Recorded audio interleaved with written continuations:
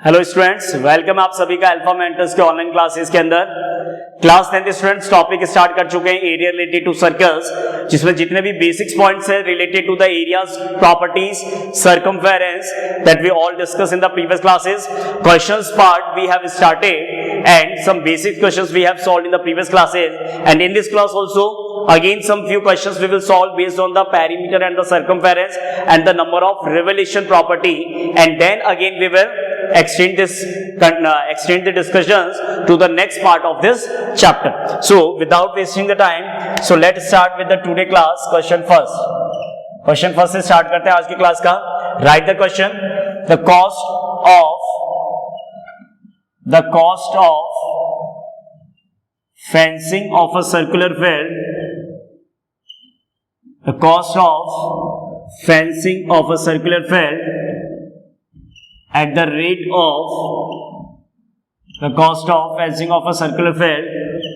rate of rupees 24 per meter is the cost of fencing of a circular field at the rate of rupees 24 per meter is rupees 5280। Fencing का cost rupees 24 पर metre square से आपको rupees 24 पर metre, यहां पे word add कर दीजिएगा, rupees 24 पर मीटर। नेक्स्ट देखिए, the field is to be plugged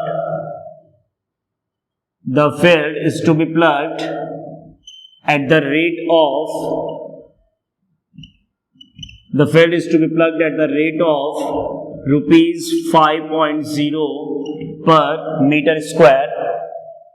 plugging का कॉस्ट 5.0 पर मीटर स्क्वायर है। तो क्वेश्चन आपसे पूछ रहा है find the cost of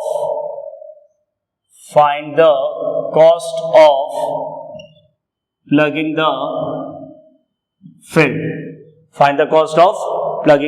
field। तो चलिए स्टूडेंट देखिए सॉल्यूशन पार्ट में क्या करना है। जैसे प्रीवियस क्लासेस में मैंने आपको बताया था कि जब भी क्वेश्चन में टोटल कॉस्ट ऑफ फेंसिंग निकालना होता है, तो टोटल कॉस्ट ऑफ फेंसिंग निकालने में पहले टोटल लेंथ ऑफ फेंसिंग निकालते हैं, और लेंथ ऑफ फेंसिंग निकाल के उसको गिवन रेट से मल्टीप्लाई कर देते हैं।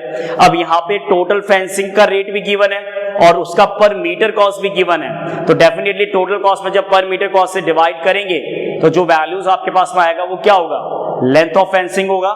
So we will start with this concept, directly अपने यही कैलकुलेट करते हैं क्या, लेंथ ऑफ फेंसिंग। तो लेंथ ऑफ फेंसिंग कैलकुलेट होगा किससे, टोटल कॉस्ट अपॉन में cost per metre. Total cost में पर मीटर कॉस्ट से आप जब कॉस्ट पर मीटर से डिवाइड करोगे तो टोटल कॉस्ट आपके पास में वैल्यू है 5280 अपॉन वैल्यू है 24। तो किसी भी टेबल से आप इनको कैंसिल करें, फॉर एग्जांपल 12 के टेबल से 2 टाइम 12 के टेबल से 12 4 जा 48, फिर 4 आएगा, फिर 48, और फिर 2 से 440 220 टाइम, तो ये वैल्यू आ गया 220 मीटर लेंथ ऑफ फेंसिंग। अब लेंथ ऑफ फेंसिंग है तो फेंसिंग हमेशा बाउंड्री पार्ट पे होता है, तो जितना फेंसिंग लेंथ है उतना उसका सरकमफेरेंस होगा। तो इसका मतलब क्या हो गया, देयरफॉर आपके पास में इनडायरेक्टली वैल्यू जो है लेंथ ऑफ फेंसिंग का मतलब सरकमफेरेंस का हो गया। तो circumference formula 2 pi r is equal to 220, substitute the value 2 into 22 upon 7 equal to r is equal to 220। So r is equal to 220 into 7 upon 2 into 22। तो 22 से 2 10 टाइम, 2 से 10 5 time, 5 7 जा 35। Circumference value is 5 7 जा 35 metre. Is it clear, समझ में आ गया आप लोगों को। तो रेडियस वैल्यू अगर आपका 35 मीटर हो गया, तो अब क्वेश्चन में आपसे क्या पूछा है, प्लगिंग का कॉस्ट। तो प्लगिंग का कॉस्ट निकालने के लिए पहले एरिया निकालना पड़ेगा, जितना एरिया प्लग करना होगा फिर उसको गिवन कॉस्ट से मल्टीप्लाई कर देंगे। तो इस रेडियस 35 का यूज करते हुए पहले एरिया ऑफ फील्ड कैलकुलेट करते हैं। So we will calculate area of field, that formula is pi r square, pi value 22 upon 7, r value is 35, from 7 to 35 5 time, 22 into 5 110 into 35, 0 will be there at the end of the multiplication, 11 5s are 55, 5 33 plus 5 38 meter square। That is the area of the field. What is the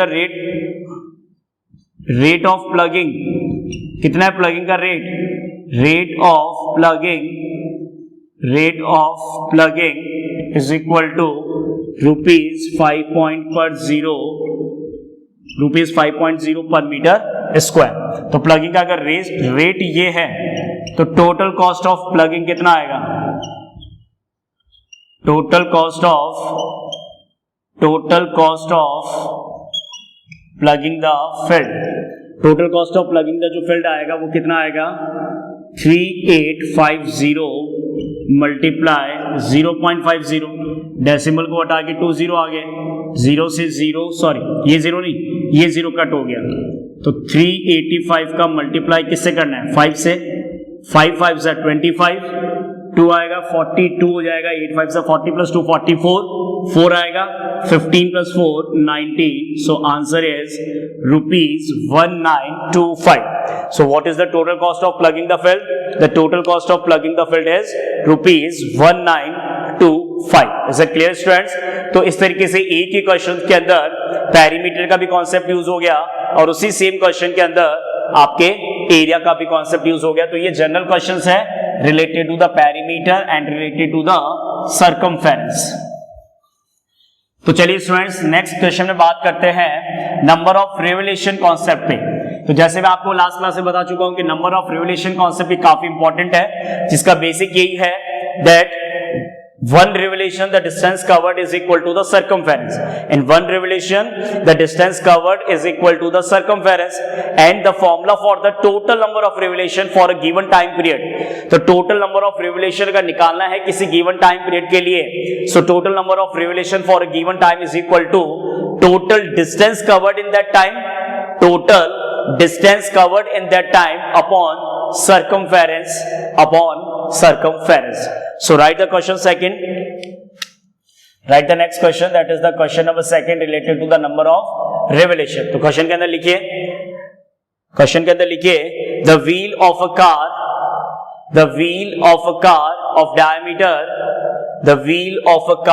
diameter 80 centimeter each. The wheel of a car of diameter 80 centimeter each. मतलब 4 wheels होते हैं, सबका जो diameter है वो आपका 80 centimetre. Question में लिखे how many revolution does each wheel of a car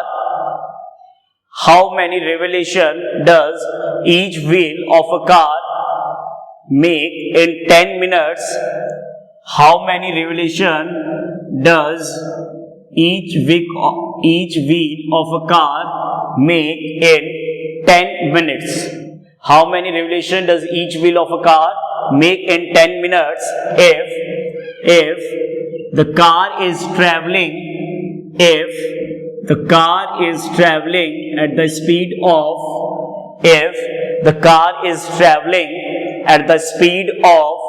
66 kilometer per hour. If the car is traveling at the speed of 66 kilometre per hour. तो देखिए इस क्वेश्चन में क्या क्या इंपॉर्टेंट वैल्यूज गिवन और इसका बेसिक की कॉन्सेप्ट क्या है इस क्वेश्चन को सॉल्व करने का।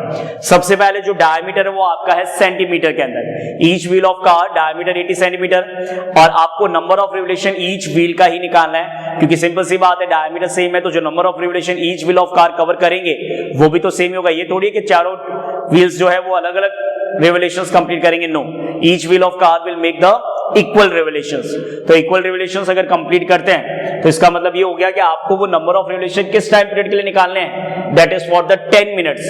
10 मिनट्स के अंदर जो नंबर ऑफ रिवोल्यूशंस कंप्लीट हो रहे हैं, विद इन 10 मिनट्स जो नंबर ऑफ रिवोल्यूशन कंप्लीट हो रहे हैं, उसके लिए आपको मतलब 10 मिनट्स टाइम ड्यूरेशन में नंबर ऑफ रिवोल्यूशन निकालना है, और स्पीड ऑफ कार कितना है 66 किलोमीटर पर आवर है।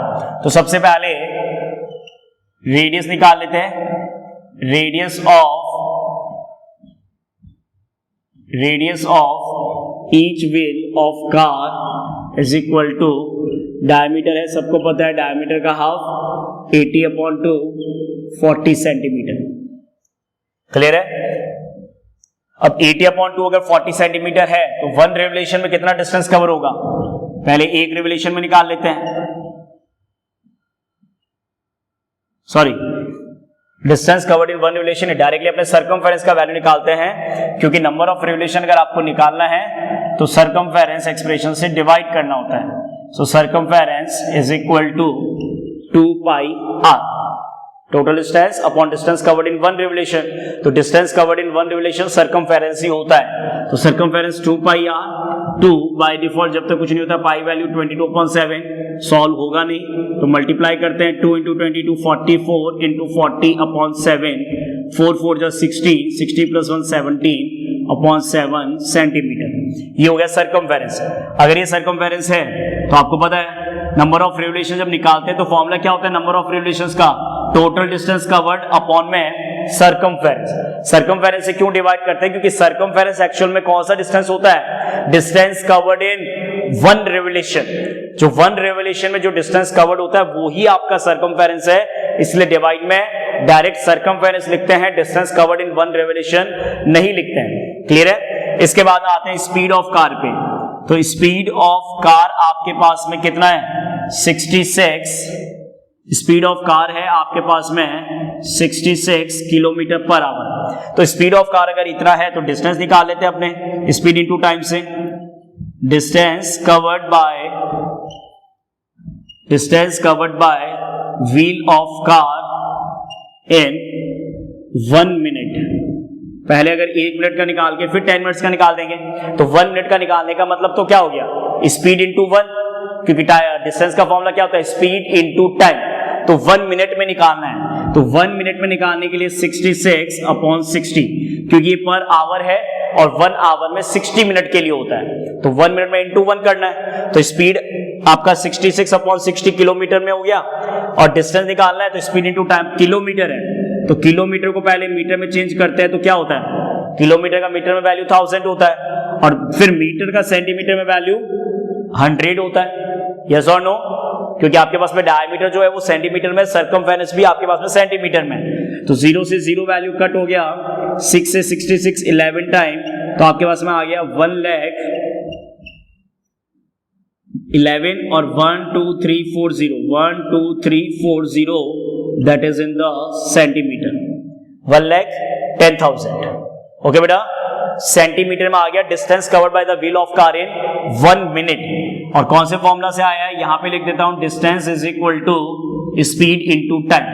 अब टाइम अगर 1 मिनट है तो 1 मिनट में 1 लिखने की जरूरत नहीं होती, 1 मिनट का मतलब बस वो जो पर आवर है उसको अपने यूनिट में चेंज कर दो, पर आवर को मिनट में कन्वर्ट कर दो, दैट इज द 60 मिनट, तो अपॉन में 60 आ गया उसी के लिए, तो 1 मिनट में। लेकिन क्वेश्चन में आपसे कितने टाइम ड्यूरेशन का पूछा है, नंबर ऑफ ड्यूरेशन 10 मिनट। तो नेक्स्ट लाइन में आप लिखिए distance covered by wheel of car in 10 minutes. अब 1 मिनट में अगर इतना है 1,10,000, तो 10 मिनट में क्या होगा, इनटू 10 कर देंगे, क्योंकि distance is equal to speed into time. तो टाइम अगर 10 मिनट है तो 1 0 और इंक्रीज कर दो, तो 1 0 और इंक्रीज करते ही अच्छे से देख लेना 11 के पीछे लास्ट में 5 0 लग रहे हैं, ध्यान रखिएगा, क्योंकि कहीं के कैलकुलेशन में एक भी 0 कम ज्यादा हो गया तो प्रॉब्लम हो जाएगी। पहले 4 0 थे, 10 से मल्टीप्लाई करने के बाद में ये हो गया आपका 11 लाख डिस्टेंस में सेंटीमीटर के अंदर। तो डिस्टेंस कैलकुलेट हो चुका है, सर्कमफेरेंस कैलकुलेट हो चुका है। Now it's time to calculate number of revolutions. तो नंबर ऑफ रिवोल्यूशंस का फॉर्मूला पुट करते हैं जल्दी से कॉपी के अंदर, लिखिए कॉपी में, number of revolution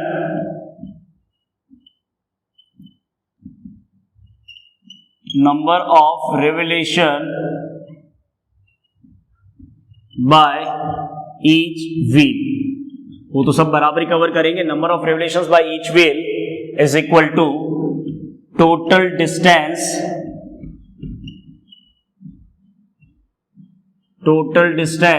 covered in 10 minutes, total distance covered in 10 minutes upon divided by the circumference, क्योंकि circumference का मतलब डिस्टेंस इन 1 revolution।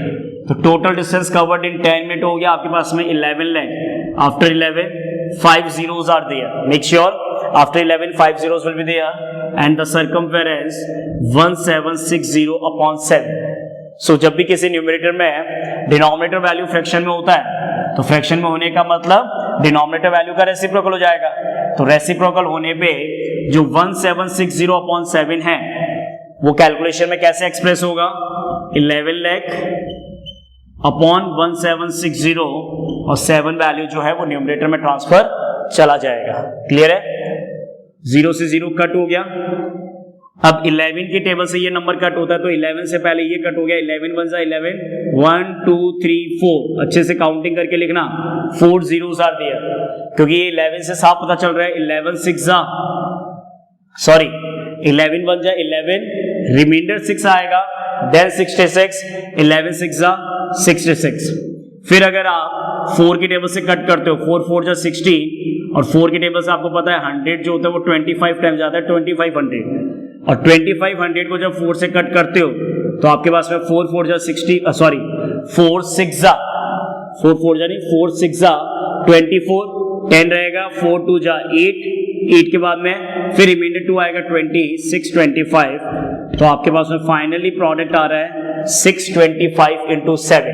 तो number of revolutions by each wheel is equal to 7 5 जा 35, 35 में 3, 7 2 जा 14 प्लस 3 17, 7 6 जा 42 plus 3 4375. So what is the number of revolution covered by the each wheel of car? So at last you can write the language number of revolution covered by each wheel of car. Write the final statement. Hence the number of revolution covered by each wheel of car, number of revolutions covered by each wheel of car is equal to 4375. Number of revolution covered by each wheel of car is equal to 4375. Okay students, तो ये आपके पास में number of revolutions values है, that is 4375।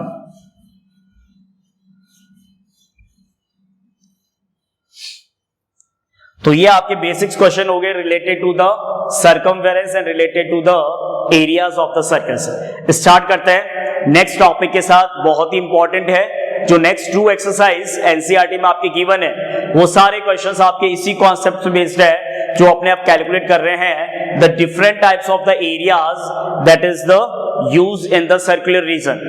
अभी तो सिर्फ circle पे बेस्ड आपने वर्क किया है, अब सर्कुलर के अंदर, सर्कुलर रीजन के अंदर जो आर्क है, कॉर्ड है, लेंथ ऑफ आर्क है, उनके थ्रू जो डिफरेंट टाइप्स ऑफ रीजन बनते हैं, उन डिफरेंट टाइप्स ऑफ रीजन के बेसिक्स कॉन्सेप्ट्स को क्लियर करते हैं कि कौन सा रीजन किसके कॉम्बिनेशन से बनता है, उस रीजन के थ्रू जो एरिया रेस्पेक्टिव बनता है सर्किल का, उस एरिया को कैसे कैलकुलेट करते हैं, वो सब कुछ अपने को डिस्कशन करना है। तो स्टार्ट करते हैं सबसे पहले बेसिक पॉइंट से।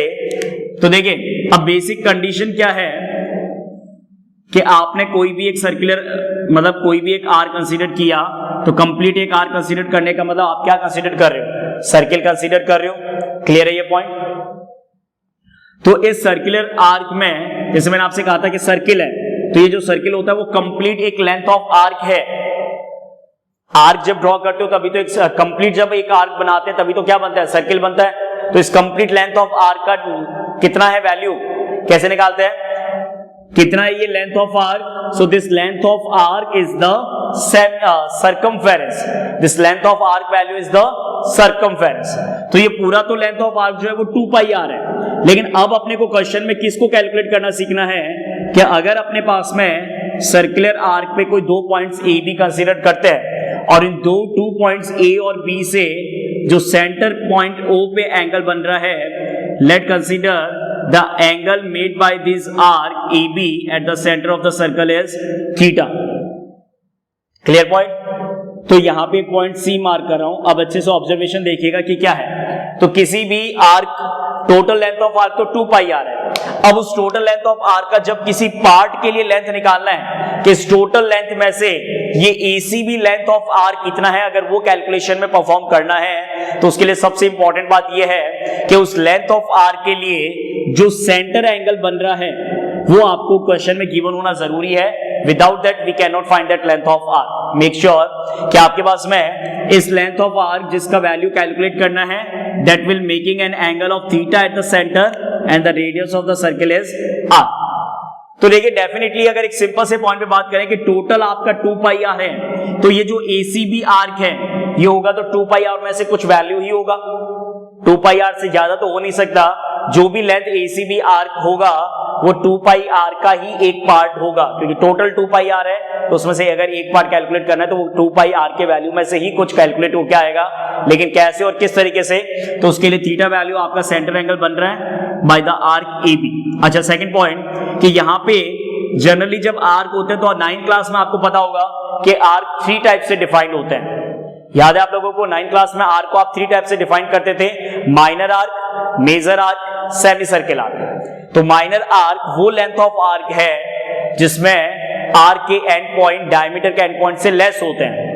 मेजर आर्क आपका वो लेंथ ऑफ आर्क है जिसमें आर्क के एंड पॉइंट डायमीटर के एंड पॉइंट से ज्यादा होता है, और सेमी सर्किल वो आर्क है जिसके एंड पॉइंट्स डायमीटर के एंड पॉइंट्स पे लाई करते हैं। तो ACB जो लेंथ है that is called length of minor arc. अगर सिर्फ लेंथ ऑफ आर्क बोल रहा हूं तो इसका मतलब वो माइनर आर्क को ही रिप्रेजेंट कर रहा है। क्लियर है? Length of arc that is by default as defined as minor arc.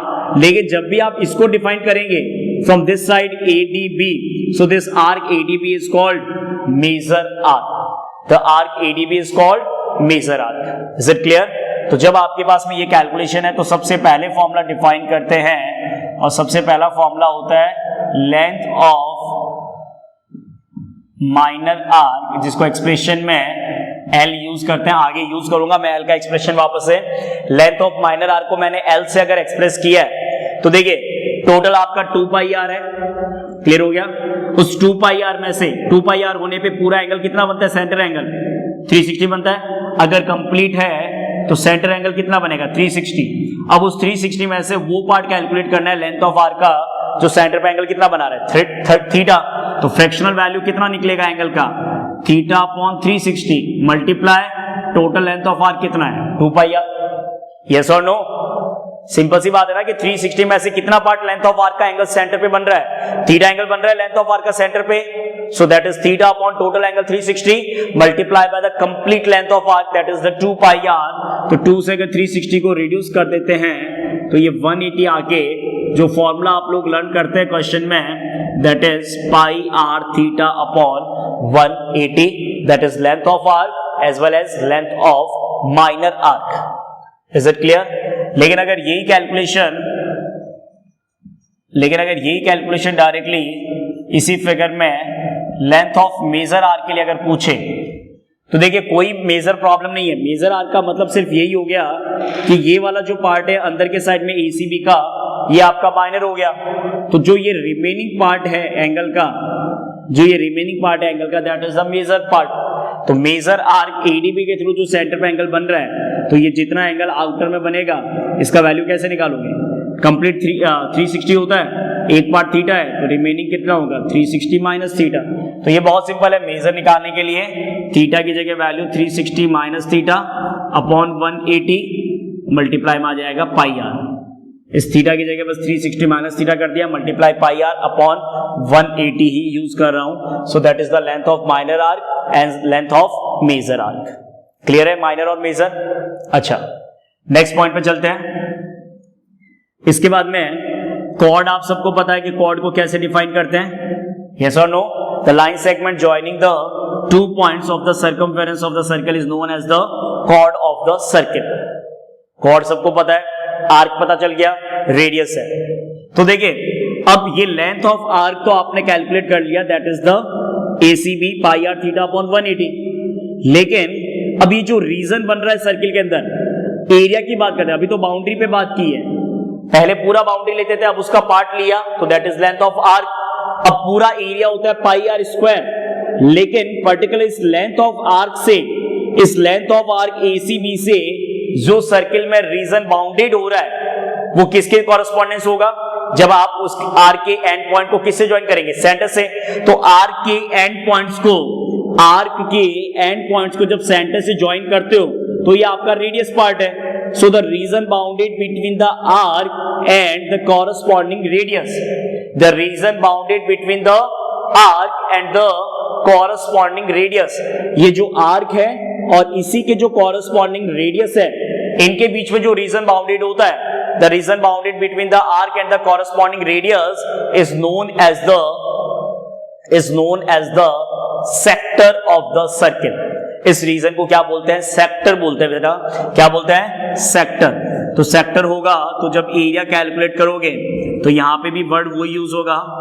By default sector हमेशा माइनस सेक्टर को ही एक्सप्रेस किया जाता है, दैट इज एक्सप्रेस बाय ए। तो माइनस सेक्टर के लिए देखिए सेम कॉन्सेप्ट यूज करूंगा। टोटल एंगल बनता है 360। उस 360 में से जिस सेक्टर का एरिया आप कैलकुलेट करने जा रहे हैं उस सेक्टर का लेंथ ऑफ आर्क सेंटर पे एंगल थीटा बना रहे हैं, यही तो पॉइंट है। उस सेक्टर का जो लेंथ ऑफ आर्क है वो सेंटर पे एंगल अगर थीटा बना रहा है तो एक्सप्रेशन में यही तो चेंज होगा बस, theta upon 360 multiply pi r square. पहले सरकमफेरेंस था तो 2 पाई आर से मल्टीप्लाई किया था, अब एरिया है तो कंप्लीट सर्किल का एरिया क्या होता है? Pi r square. तो इस एक्सप्रेशन को किस तरीके से याद किया जाता है? Pi r square theta upon 360। Theta को पहले लिखे बाद में लिखे कोई फर्क नहीं पड़ता। Area of minus sector formula is pi r square theta upon 360। Area of minus sector formula is pi r square theta upon 360। और करके एक एक्सप्रेशन और बताता हूं एरिया ऑफ माइनस सेक्टर का, इसी के लिए ए इज इक्वल टू, और करके एक एक्सप्रेशन और क्या है ध्यान से देखिएगा कि इस एक्सप्रेशन को मैं कैसे डिफाइन कर रहा हूं। इस एक्सप्रेशन को मैं कुछ इस तरीके से लिखना चाहता हूं, पाई आर थीटा अपॉन 180, न्यूमरेटर में तो मल्टीप्लाई में पाई आर स्क्वायर थीटा है तो इसमें पाई आर स्क्वायर को आर और आर में सेपरेट कर दिया, और डिनोमिनेटर में जो 360 है उसको 180 इंटू 2 लिख दिया, कोई गलत नहीं है। पाई आर स्क्वायर को आर और आर में सेपरेट कर दिया, 360 को 180 इंटू 2 में सेपरेट कर दिया।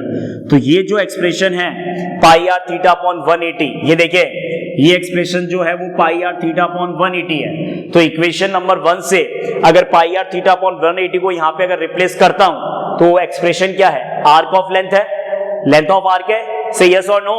पाई आर थीटा अपॉन 180 अगर एक्सप्रेशन में यहां पे रिप्लेस होता है तो क्या होता है? एल होता है। तो इस पूरे एक्सप्रेशन की जगह एल आ जाएगा, मल्टीप्लाई में आर है अपॉन में 2 है, तो एरिया का नया फॉर्मूला क्या बन जाता है? Half l are. अब हाफ एल आर बोलो या एल आर अपॉन 2 कहिए, एक ही बात है।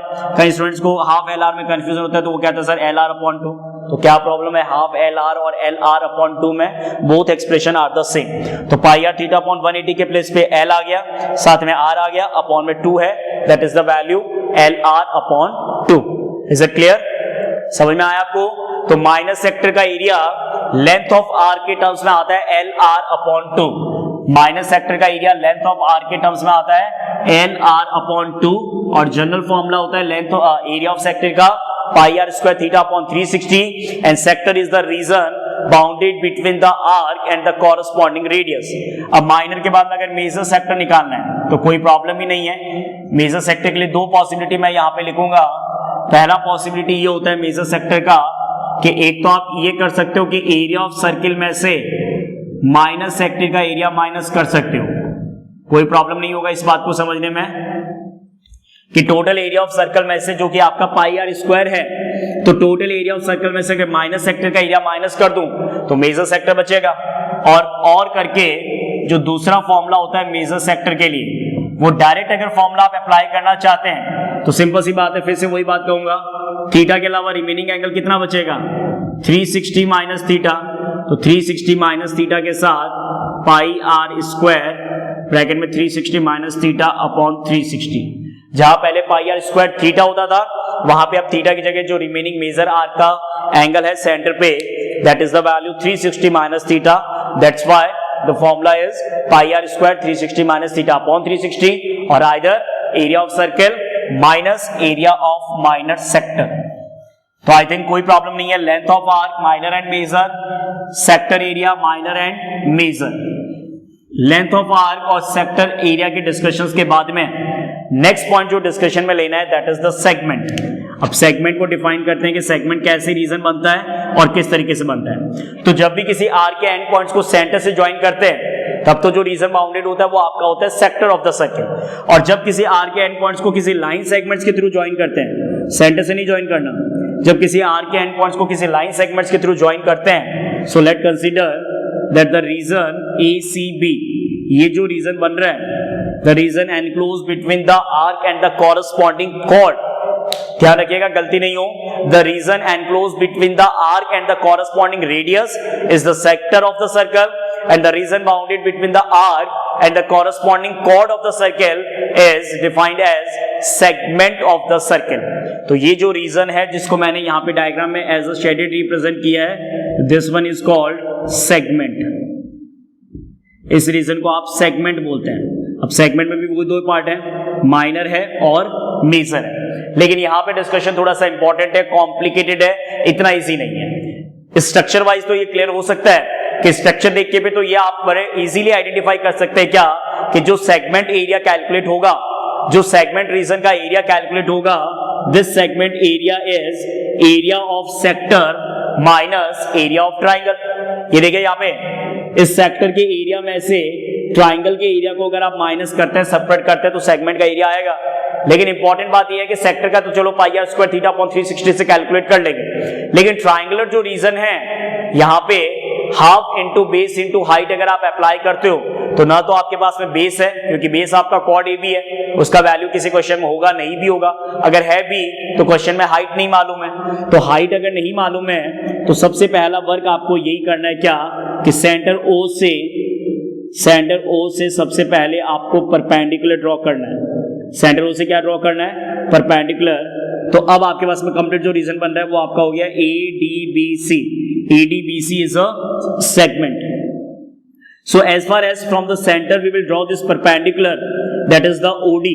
तो OD आपका हाइट हो गया और AB आपका बेस हो गया। So which formula expression we can use? Half into base into height for the triangle area. Triangle के एरिया के लिए क्या फॉर्मूला यूज कर सकते हैं, half into base into height. लेकिन half into base into height apply करने के लिए आपके पास बेस और हाइट के लिए कैलकुलेशन कैसे परफॉर्म करोगे। तो देखिए स्टूडेंट्स, क्या बेसिक कॉन्सेप्ट है यहाँ पे, कि जैसे ही आप ये परपेंडिकुलर ड्रॉ करते हो, वैसे तो प्रॉपर्टी आपको मालूम है, from the centre perpendicular to the chord, circle chapter में बताया था, the line segment joining the centre which perpendicular to the chord bisects the chord. अगर परपेंडिकुलर है तो वो कॉर्ड को बाइसेक्ट करेगा। तो AD और DB इक्वल हो गए, तो AD का ट्वाइस करने पे बेस तो आ जाएगा AB, और OD भी आपको कैलकुलेट करना है, और यहाँ पे आपका राइट एंगल बन रहा है। तो राइट एंगल बन रहा है, सेंटर एंगल थीटा आपको कंप्लीट गिवन है। लेकिन जैसे आप ये परपेंडिकुलर ड्रॉ करते हो, तो परपेंडिकुलर ड्रॉ करते जो आपका सेंटर एंगल है, क्योंकि एक आइसोस्केलस ट्राइंगल है, तो वैसे भी आपको पता है कि आइसोस्केलस ट्राइंगल में जब वर्टेक्स से परपेंडिकुलर ड्रॉ करते हैं, आइसोस्केलस ट्राइंगल में जो आइसोस्केलस साइड्स का वर्टेक्स होता है, उससे जब अपोजिट साइड्स पे परपेंडिकुलर ड्रॉ करते हैं, so that always bisect the third side. वो हमेशा थर्ड साइड को वैसे बाइसेक्ट भी करता है, and that also bisects the angle of that vertex, और वो वर्टेक्स एंगल को भी बाइसेक्ट करता है। और इतना कुछ अगर नहीं भी जाना चाहते तो सिंपल कॉन्ग्रुएंट प्रूफ करो ना, radius equal OD common, angle 90, simple से तरीके से ट्राइंगल कॉन्ग्रुएंट हो गया। RHS से ट्राइंगल कॉन्ग्रुएंट होते ये जो थीटा पार्ट है, ये थीटा पार्ट जो है यहाँ पे मैं डिफाइन कर रहा हूं, देखिए एंगल को, ताकि आप इस वैल्यू को एक्सप्रेस कर पाए, समझ पाए कि जो थीटा वैल्यू है यहाँ पे जो पार्ट बनेगा AOD का, यहाँ पे जो थीटा वैल्यू बनेगा AOD का, वो आपका हो गया कितना, थीटा अपॉन 2, OA आपका रेडियस है। तो इस थीटा अपॉन 2 वैल्यू के लिए ट्रिग्नोमेट्रिक रेशियोज तो अप्लाई करना जानती हैं सभी students, sine theta cos theta से, यस और no. Sine theta will gives the relation between P by H and cos theta gives the relation between B and H। तो क्या है, राइट एंगल का अपोजिट हाइपोटेनस, तो आपको मालूम है हाइपोटेनस वैल्यू कितना है, R है। वन टाइम आपको बेस OD कैलकुलेट करना है और वन टाइम आपको परपेंडिकुलर AD कैलकुलेट करना है। तो ट्रिग्नोमेट्रिक रेशियोज लगेगा कि नहीं लगेगा, यस और नो। तो ये अगर फिगर है तो मैं डायरेक्टली ट्राइंगल के अंदर ट्रिग्नोमेट्रिक रेशियो आपको अप्लाई करके बता रहा हूं, और अपने बात कर रहे हैं सेगमेंट के लिए। किसके एरिया के लिए बात कर रहे हैं, सेगमेंट। तो जनरल वो आपको एरिया ऑफ ट्राइंगल का फॉर्मूला एक्सप्रेशन बताना चाहता हूं कि उसको कैलकुलेट कैसे करते हैं, उसका बेसिक कैलकुलेटिव पार्ट क्या होता है। तो इन ट्राइंगल ADO, तो ट्राइंगल ADO में अगर ट्रिग्नोमेट्रिक रेशियोज की बात करें तो वी हैव साइन थीटा की जगह एंगल तो आपका हो गया theta by 2। Is it clear और not. Sine theta by 2 ratio होता है P अपॉन H का, जो इस फिगर में फिलहाल साइन थीटा बाई 2 के लिए, साइन थीटा बाई 2 के लिए OD आपका बेस है, परपेंडिकुलर आपका AD है, तो AD अपॉन में H वैल्यू आपका R हो गया।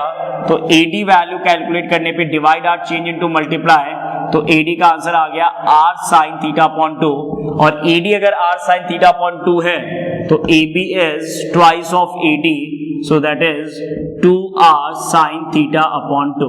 और ये बिल्कुल मिस्टेक मत कीजिएगा 2 से 2 कट करने की, क्योंकि ये थीटा अपॉन 2 एंगल का हाफ है, न कि साइन थीटा का हाफ है। ये अपॉन में 2 सिर्फ एंगल का हाफ होगा, ध्यान रखिएगा, साइन थीटा का हाफ नहीं है। एंड जब cos थीटा बाई 2 आप कैलकुलेट करेंगे तो cos थीटा बाई 2 आपका रेशियो होता है b अपॉन h का। तो एक्चुअल में जो ट्राइंगल AOB का परपेंडिकुलर है वो इस ट्राइंगल AOD के थीटा बाई 2 एंगल के लिए आपका बेस है। तो बेस आपका हो गया AD, हाइपोटेन्यूस हो गया आपका R, तो OD का वैल्यू आ गया कितना, R cos theta upon 2। Now अगर ये दोनों कैलकुलेट हो गए तो अब अपने पास में जो एरिया ऑफ ट्राइंगल AOB है that is the half into base into height. तो ये देखिए, इसीलिए आपसे कहते हैं कि ट्रिग्नोमेट्रिक रेशियोज के जो कॉन्सेप्ट्स है वो ट्रिग्नोमेट्री चैप्टर के अंदर, after that height and distance chapter, उसके बाद में कोऑर्डिनेट ज्योमेट्री में कहीं ना कहीं आपका यूज होता है, area related to circle chapters में यूज हो रहा है, हाइट एंड डिस्टेंस चैप्टर में यूज होता है। तो बहुत जगह पे ट्रिग्नोमेट्रिक रेशियोज के कॉन्सेप्ट यूज होते हैं। सर्कल चैप्टर अभी आपको कराया, वहां पे ट्रिग्नोमेट्रिक रेशियोज का यूज होता है। तो बहुत ज्यादा इंपॉर्टेंट है साइन कॉस टेन के trigonometric ratios part. Half into AB आपने कैलकुलेट किया, ये रहा, that is 2r sign theta upon 2, और OD आपने कैलकुलेट किया r cos theta upon 2। Make sure upon 2 सिर्फ थीटा एंगल के साथ है, ध्यान रखिएगा, 2 से 2 कट हो गया, r into r square sine theta upon 2 cos theta upon 2। और कुछ ट्रिग्नोमेट्रिक रिलेशंस, कुछ ट्रिग्नोमेट्रिक आइडेंटिटीज का यूज करके एक और इसका एक्सप्रेशन लिखा जाता है जो डायरेक्ट याद रखना होता है बेटा, half r square sine theta. दोनों ही एक्सप्रेशंस वैलिड है आइदर इन द क्वेश्चन। वो डिपेंड करता है कि थीटा का वैल्यू कितना है, क्योंकि थीटा वैल्यूज आपके पास में 30, 60, 90 अगर है, 30, 45, 60, 90, तब तो आप इस फॉर्मूला से भी कर सकते हो। लेकिन अगर थीटा वैल्यू 120 है तो 120 में आपको 120 अपॉन 2 120 अपॉन 2 करके ही करना पड़ेगा। So either we have to learn r square sine theta upon 2 cos theta upon 2, और we can use half r square sine theta. तो ये तो पूरा डिराइव किया गया किसके लिए, ट्राइंगल के लिए। अब मेन पॉइंट पे आते हैं, that is the area of the minor segment. अब मेन पॉइंट पे अगर आते हैं एरिया ऑफ माइनर सेगमेंट, तो अच्छे से देखिएगा कि एरिया ऑफ माइनर सेगमेंट का फॉर्मूला क्या लिख रहा हूं, area of minor segment.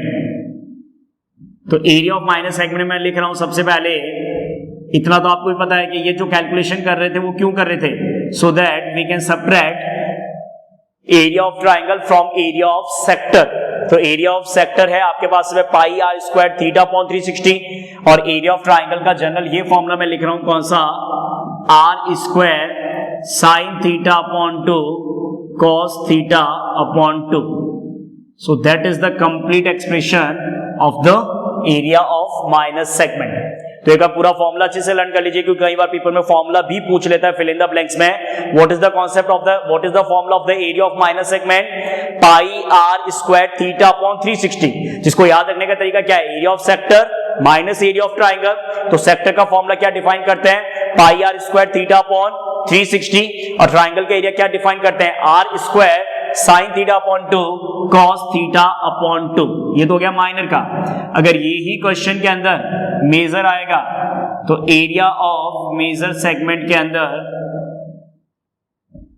Area of major segment में एक ही तरीका है, टोटल सर्कल का एरिया निकालो पाई r स्क्वायर और उसमें से माइनस करो। उसमें से क्या माइनस करो, इस एक्सप्रेशन को माइनस करो, किसको, pi r square theta upon 360 minus r square sine theta upon 2 cos theta upon 2।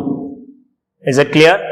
Area of minus segment में pi r square theta upon 360 minus r square sine theta upon 2 cos theta upon 2। Major segment के लिए circle के area में से minus segment को minus करना है, तो उसका एक्सप्रेशन मैंने लिखा, ब्रैकेट बिग ब्रैकेट के अंदर पाई r square theta upon 360 minus r square sine theta upon 2 cos theta upon 2।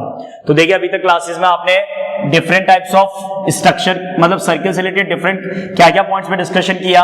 Start किया सबसे पहले लेंथ ऑफ आर्क के बारे में। कंप्लीट आर्क होता है, कंप्लीट लेंथ ऑफ आर्क होता है आपका 2 pi are. Is it clear? तो उसमें से अगर कोई आर्क सेंटर पे अगर थीटा एंगल कंस्ट्रक्ट कर रहा है तो सेंटर एंगल थीटा के लिए जो लेंथ ऑफ आर्क बनता है that is theta upon 360 2 pi r, जिसको रिड्यूस करने पे फॉर्मूला क्या याद रखना है, लेंथ ऑफ आर्क का फॉर्मूला क्या याद रखना है, पाई आर थीटा अपॉन 180। अगर विद इररिस्पेक्टिव मेजर अगर आर्क पूछे, length of major arc pi r 360 minus theta upon 180। Sector जो कि रीजन बनता है आर्क और द कॉरेस्पॉन्डिंग रेडियस के बीच में जिसका सेंटर एंगल थीटा अगर है, तो एरिया ऑफ सेक्टर आपका बनता है pi r square theta upon 360 and the alternate formula is half into l into r in terms of length of r. Major sector pi r square 360 minus theta upon 360. Then we started the calculation part for the segment. तो segment थोड़ा सा calculation point of view से difficult भी है और formula भी उसका अच्छे से लर्न करना होता है, because the segment is the calculation that is the expression between the sector and the triangular region. तो triangle के लिए पूरा trigonometric ratios define करके उसका area calculate किया in terms of sin theta by 2 and cos theta by 2, and then finally we calculated the area of minor segment formula, and the expression is pi r square theta upon 360 minus r square sin theta upon 2 cos theta upon 2, and the major sector pi r square, that is the area of circle minus area of minor segment. तो minor segment वापस से आपने लिखा pi r square theta upon 360 minus r square sine theta upon 2 cos theta upon 2। इस सारे basic concept के बाद में एक दो बेसिक पॉइंट और है और नेक्स्ट क्लास में फिर क्वेश्चंस पे स्टार्ट करते हैं। एक दो बेसिक पॉइंट्स क्या है, आपका जो क्लॉक होता है तो क्लॉक में 2 टाइप्स के हैंड्स के बारे में डिस्कशंस होता है सिलेबस के अंदर।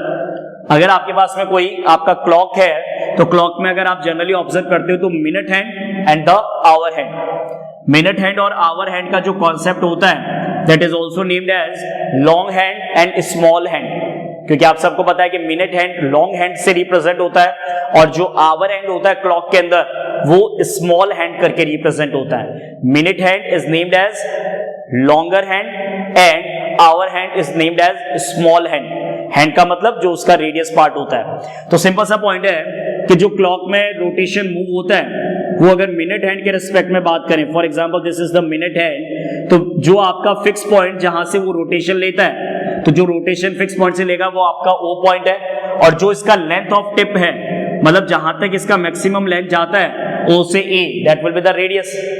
क्योंकि आपकी क्लॉक का डिजाइन कैसा भी उससे फर्क नहीं पड़ता, क्लॉक की डिजाइनिंग स्ट्रक्चर से सर्किल या रेक्टेंगल या अलग अलग शेप्स पे डिफाइन नहीं होता है। क्लॉक का आउटर बाउंड्री चाहे किसी भी रीजन का हो, लेकिन जो इसका लेंथ है हैंड कौन सा, मिनट हैंड और आवर हैंड, मिनट हैंड और आवर हैंड जो क्लॉक के अंदर मूव करता है that is always make an circular region. क्यों? क्योंकि सेंटर पॉइंट फिक्स है, जहां से रोटेशन होगा वो पॉइंट फिक्स है, लेंथ ऑफ टिप फिक्स है, तो जब रोटेट करेगा तो इक्वल रीजन बनाएगा कि नहीं बनाएगा। ये थोड़ी कि ऊपर कभी ज्यादा चला गया कभी नीचे कम आ गया। तो जो मूवमेंट करने का तरीका होता है that movement always form a circular region. तो जब वो सर्कुलर रीजन बनता है तो नो डाउट किसी न किसी तरीके से एरिया या पैरीमीटर के बारे में डिस्कशन होता है। तो जितना सेंटर पॉइंट से लेकर इसका जो लेंथ होता है वो आपके सर्कुलर रीजन का रेडियस बनता है। जो भी मिनट हैंड या आवर हैंड का लेंथ है, मिनट हैंड या आवर हैंड का जो लेंथ होता है that is the radius of the circular region. अब इसमें भी दो ही कंडीशंस होती है, एक होता है डिस्टेंस कवर्ड, डिस्टेंस मूव, और एक होता है एरिया कवर्ड। तो डिस्टेंस मूव या एरिया मूव जो भी अगर कैलकुलेशन करना है तो एरिया के लिए अगर वर्क करना है तो पाई आर स्क्वायर के रिस्पेक्टिव थीटा निकालना है। थीटा तो निकालना ही पड़ेगा कि जितने टाइम ड्यूरेशन में आपको एरिया कवर करना है तो उतने टाइम का थीटा निकाल लीजिए, और जितने टाइम ड्यूरेशन में आपको डिस्टेंस मूव करवाना है उतने टाइम के लिए थीटा निकाल लीजिए।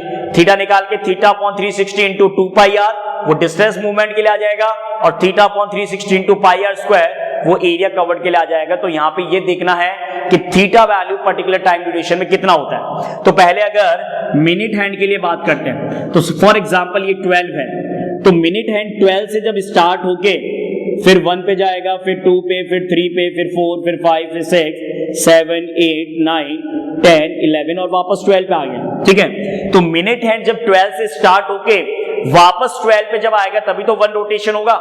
तो वापस 12 पे जब वो आया तो इसका मतलब 1 रोटेशन कंप्लीट हो गया, और 1 रोटेशन का एंगल हमेशा कितना होता है सर्किल के अंदर 360 होता है। ठीक है, लेकिन अपने को ये देखना है कि टोटल जो ये 360 एंगल 1 रोटेशन में कंप्लीट हुआ है इसमें एक्चुअल में मिनट हैंड ने टाइम कितना कंज्यूम कर लिया। तो मिनट हैंड जब 12 से स्टार्ट होके 1 पे जाता है तो सबको पता है 5 मिनट होता है, 2 पे आता है तो 10 मिनट होता है, 3 पे आता है तो 15 मिनट, 20, 25, 30, 35, 40, 45, 50, 55 और 60। तो इसका मतलब मिनट हैंड के रेस्पेक्ट में अगर बात करें, मिनट हैंड, तो मिनट हैंड जो है वो 60 मिनट में क्या कंप्लीट करता है, 1 रोटेशन। तो मिनट हैंड के लिए पॉइंट क्या लिखते हैं, angle subtended by minute hand, angle subtended by minute hand in 60 minute. तो 60 मिनट्स में जो एंगल बनता है वो कितना बनता है, 360 डिग्री। यस और नो, क्योंकि 1 रोटेशन 360 का कितने टाइम होगा, 60 मिनट में। So angle subtended by the minute hand in 1 minute, sorry in 60 minutes is equal to 360। So therefore अगर अपने को यही calculation angle subtended by minute hand in 1 minute, अगर 1 मिनट का निकाल लें तो बहुत आसान हो जाएगा अपने लिए। तो 1 मिनट में कितना एंगल बनेगा, 360 अपॉन 60, दैट इज 6 डिग्री। तो मिनट हैंड 1 मिनट में 6 डिग्री का एंगल बनाता है। अब क्वेश्चन आपसे पूछता है इन 10 मिनट, 10 into 6 60 डिग्री, इन 15 मिनट 15 into 6 90 डिग्री, इन 20 मिनट 20 into 6 120, इन 30 मिनट 30 into 6 180। तो कितने भी मिनट का कहे 6 डिग्री से मल्टीप्लाई कर दो, आपका थीटा आ जाएगा। और उस थीटा वैल्यू का कैलकुलेट होने के बाद अगर डिस्टेंस मूव करने के लिए पूछ रहा है तो पेरीमीटर मतलब theta upon 360 into 2 pi r formula लगाना है, और एरिया कवर्ड करने के लिए पूछ रहा है तो theta upon 360 into pi r square use करना है। क्लियर हो गया मिनट हैंड के लिए। तो मिनट हैंड के बाद में नेक्स्ट कॉन्सेप्ट आता है आवर हैंड का। तो देखिए अब आवर हैंड और मिनट हैंड में इंपॉर्टेंट बात क्या है, आवर हैंड जो है उसका कंपैरेटिवली लेंथ स्मॉल होता है, उससे कोई फर्क नहीं पड़ता, लेकिन लेंथ स्मॉल है या ज्यादा है कंपैरेटिव टू मिनट हैंड, लेकिन वो भी जब मूव करता है, उसका भी जब टिप ऑफ लेंथ मूव करता है तो वो भी तो सर्कुलर रीजन ही बनाएगा। तो सपोज दैट अगर 12 पे है आवर हैंड का इनिशियल स्टार्टिंग पॉइंट और वापस से अगर 12 पे आ रहा है तो काउंटिंग करते हैं कि कितना टाइम लग रहा है। 12 से जब 1 पे जाता है तो आवर हैंड कितना टाइम कंप्लीट कर चुका है, 1 आवर, 2 आवर, 3 आवर, 4 5 6 7 8 9 10 11 12। तो इसका मतलब ये हो गया angle subtended by hour hand, angle subtended by hour hand in कितने आवर्स में 360 एंगल बनेगा। जी हाँ students, angle subtended by hour hand in 12 hours 360। So angle subtended by hour hand in 1 hour, क्योंकि 1 आवर का अगर होगा वैल्यू तो आपके पास में किसी भी आवर का आप कैलकुलेट कर सकते हो, दैट इज 360 अपॉन 12, 12 से 36 3 time, so that is the value 30 degree. तो 1 आवर में आवर हैंड 30 का एंगल बना रहा है, तो 2 आवर्स में पूछेगा तो 60 हो जाएगा, 3 आवर्स में 90, 4 आवर्स में 4 into 30 120, इस तरीके से कैलकुलेशन चलता है। तो ये है basic concept minute hand and hour hand. So students in the next class we will start the questions based on the sector, segment, length of arc and the angle made and the distance and the area covered by the minute hand, the hour hand. We will discuss in the next class. Take care. Thank you students.